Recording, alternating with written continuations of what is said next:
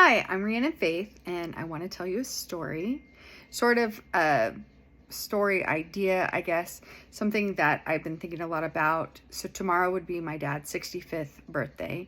He passed away a few years ago, and so I was thinking about what I wanted to do to honor his birthday, and to talk to my sister a little bit about it when I was up visiting her recently. And one of the things we came to was just finding ways to bless people. And actually, I thought about this a couple years ago, but we were like actually materializing details of our plan to do something in memory of my dad with this milestone birthday.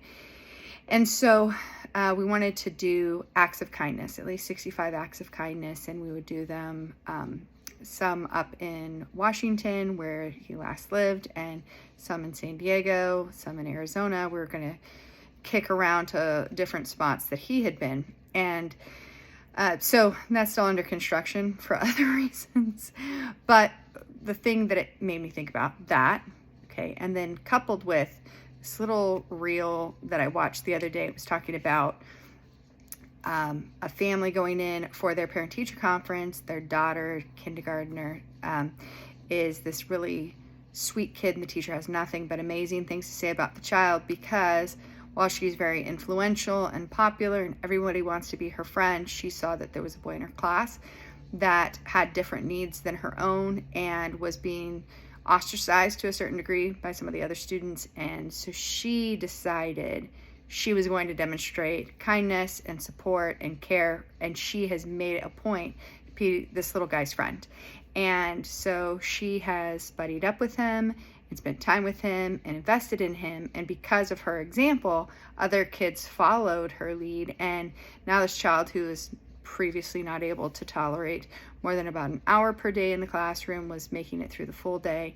And so that's just incredible. And so I brought my kids in, my two younger kids who are 12 and will be 17 on Tuesday. Ooh, crazy. And so I brought them in and was like, this is what I want for you as people. This is when I talk to you about character and what does it look like to be a child of good character, a person of good character. This is the kind of thing I want for you. So those two things sort of tied together to the story I wanted to share, or the idea I wanted to share, which is this mindfulness about having a legacy of love. And so that's something that's been really pressed on my heart for a number of years. The thing that I most want to be known by or known for is love and kindness. And so loving people with authenticity and generosity and being kind. And so, of course, there are moments where we're tempted to, go to the dark side or seek vengeance or, right or wrong or whatever, or, standing up for yourself, which, by the way, standing up for yourself does not in fact have to be an unkind act. I'm just throwing that out there for anybody who wasn't sure about that. You can stand up for yourself and still honor somebody else, their person, and not go further off track.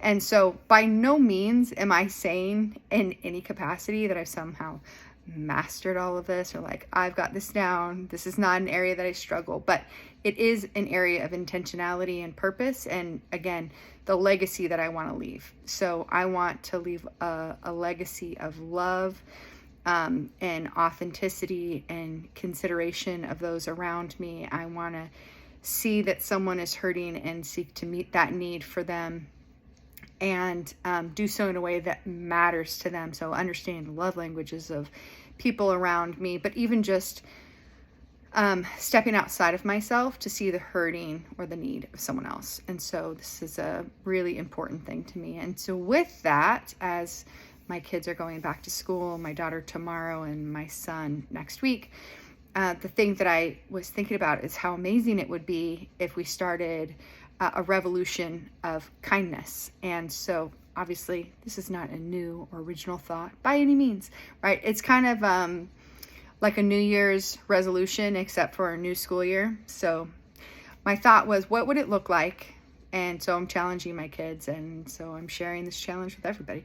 What would it look like if every day you just picked one person, just one person? It's not an extraordinary leap of any kind, but one person that you were going to watch, you were going to observe, not stalk. Okay, like let's not go to a dark place. Watch, observe, and see, what does that person need? What is their behavior telling you about where they're at, and how can you leave them better than you found them? Okay, so basic, right? It doesn't have to cost anything, right? Sometimes a person just needs a hug, right? You can see that brokenness in them, or someone to talk to. Maybe it's an actual tangible need. Maybe someone is hungry around you, or frustrated or tired, and could use a pick-me-up coffee or whatever. And it doesn't necessarily have to be someone you know. It could be a stranger on the street. That's fine. But are you looking at the people around you in your immediate circle and beyond? And do you have a heart to meet that need? So one of the things I pray all the time, and I've mentioned before, pray with my kids every day when we leave the driveway.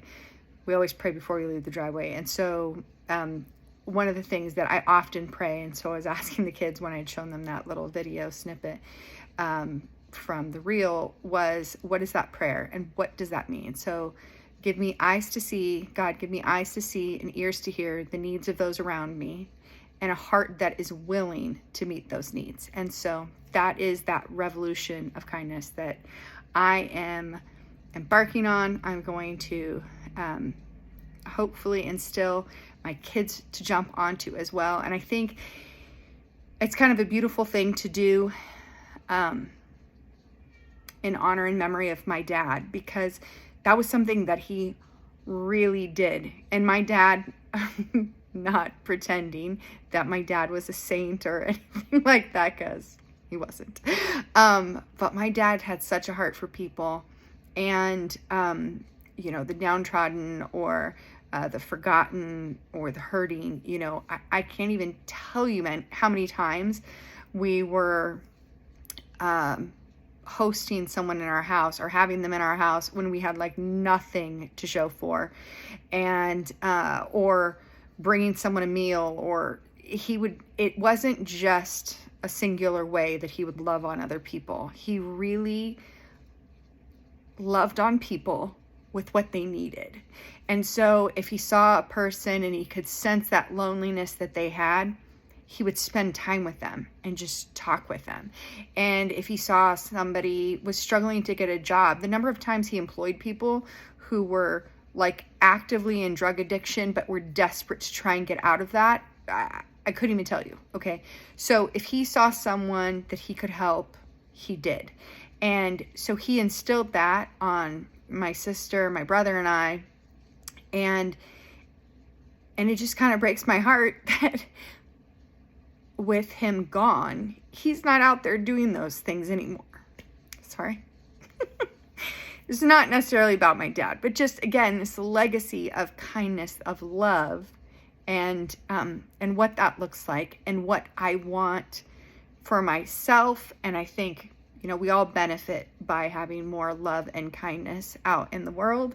And so I'm challenging you to join me in this, because I can think of so many times as a child seeing what my parents would do to extend love and grace and kindness to someone else. And that caused me as a young adult, as an adult, to do the same, and my kids do the same. And so we have this ripple effect that was created from, I'm not sure who they saw doing this in their environment before. I don't remember my dad specifically talking about that, although my great-grandmother was amazing about this. And it wasn't a big thing, but she would write us every year for our birthday. We would get a card and a check, generally $15, from our great-grandma Bonneville. And so when we would get that, it was like that holiday was happening now. And because we were often not doing great financially, sometimes that would be the entirety of our birthday, and or Easter or Halloween, sometimes Christmas, whatever. Great-grandma Bonneville, the bigger thing for me always about that was that she thought about us, and she was showing us tangibly a gesture of love and consideration. And I would have been happy, really, truly, just getting the card, because it was just that she thought about us. And that was really special. And there were a lot of us, again, a great granddaughter. She continued that for my kids up until her passing. So her great grandkids were also on the list of always receiving for their birthdays. And then, for the different holidays and things like that, a handful of them, a select few. And so that was really special. So I don't know if it was that, and she had demonstrated that kindness and love and generosity in other ways when my dad was growing up, but it's an opportunity for all of us. And so if you haven't seen it before, you've probably been the recipient of someone else's love and generosity. And if you know me, pretty good odds at some point or another, I've loved on you in that kind of way where I saw that you had a need and wanted to be present for you and meet that need. And so it's not to check a box. It's not to say, oh, look at what I've done. And honestly, it's not even something necessarily to share. But the reason I think those stories are special to share is because they encourage hopefulness in others, and that moment that is challenging, giving you just like a little bit more air to breathe for that challenge that you're in when it feels like the overwhelming nature of your circumstances are suffocating. And I've been there lots of times, which I think is why I want so much to love on other people and be kind to other people, with intentionality, with purposefulness, and again, to create that as a revolution of love and kindness. And so, as I said before, I hope you will join me. I would really love to hear, though, what you have done.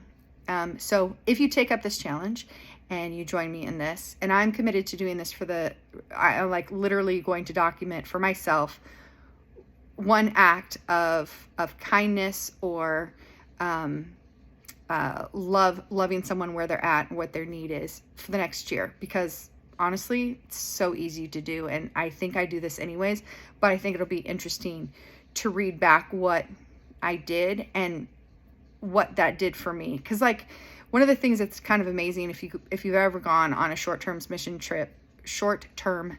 trip, is as much as you might impact that environment positively, sometimes honestly not so much, but as much as you might impact that environment positively, I've gone on house building trips in Tijuana, and served in other short-term mission options and opportunities, things like that.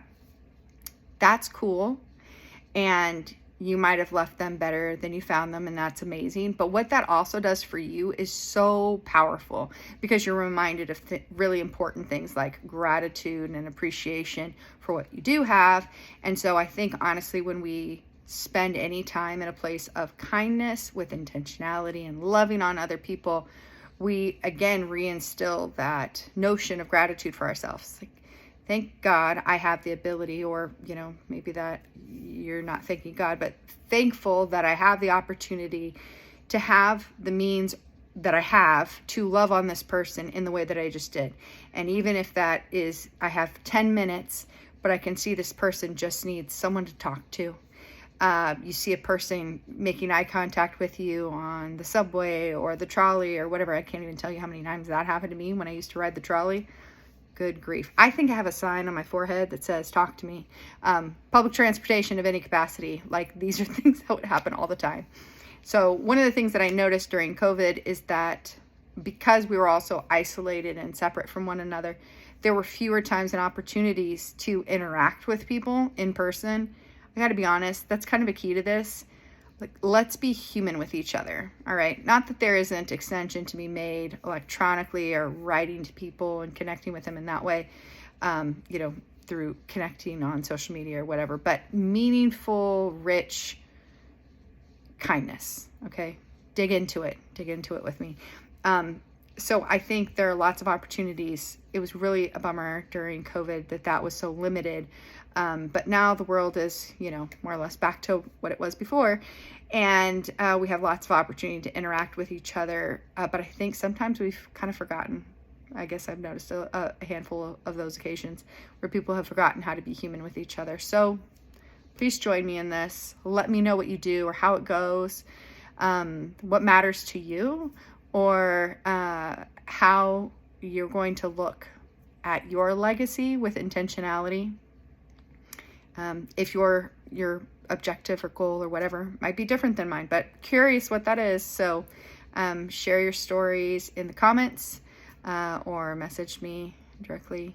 And so that was my story today. Again, not so much a story necessarily, although there were some snippets and honestly a few tears. So I guess we're on par. It's kind of the norm. In any event, if you like these stories, please subscribe and come back again another time and I'll tell you another story. Thanks.